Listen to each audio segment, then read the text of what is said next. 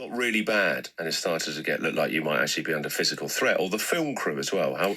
Well, it was, yes, that's a bit I slightly regret. We were in the hotel, having been doing our filming on the ski slopes, by which time we'd taken the number plates off because we're off-road.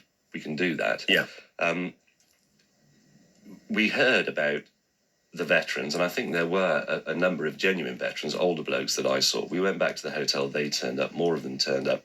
Some of them undoubtedly rent a mob because, as Jeremy pointed out, they were far too young to be actual veterans of the war. Yeah. And they gave us an ultimatum. I think they said leave by 8 o'clock, and that was only a few hours away.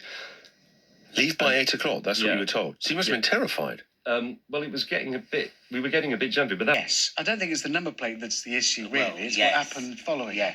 Yes, we were filming in Argentina, as we were from Patagonia, so we were filming in Chile and Argentina, crossing the borders a few times. And we were making a film about how great it was, because it was gorgeous, beautiful places, incredible scenery.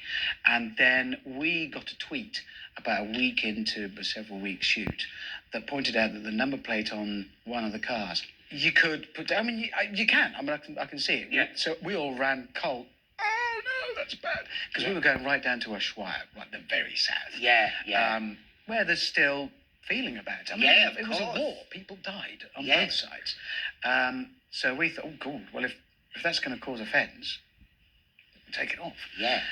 But that wasn't enough. And then they threw rocks at us and we ran away. Really? Yeah. Was it scary? Yeah. Less so for me. To be honest, for me, James and Jeremy, we were holed up in the hotel and there were cars whizzing about outside. Yeah.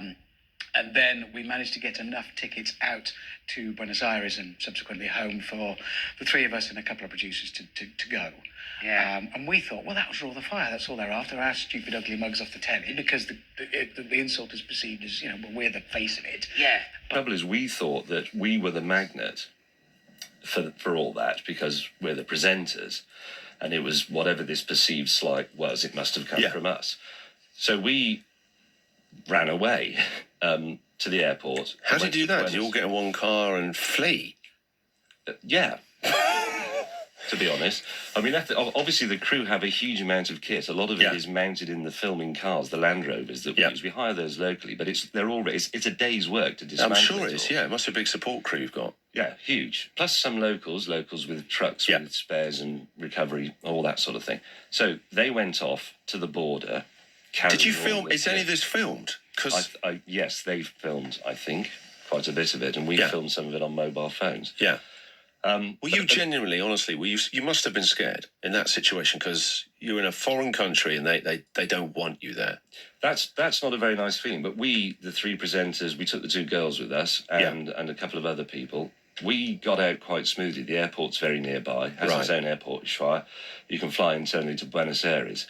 Tough, but then the crew were hounded.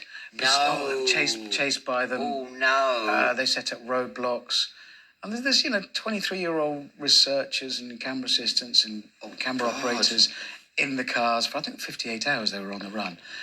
You'll see it all in the show. Yeah. I think it was much more alarming for the crew, because it turned out that there really was, a mob waiting to beat the... out of them. And that's bad.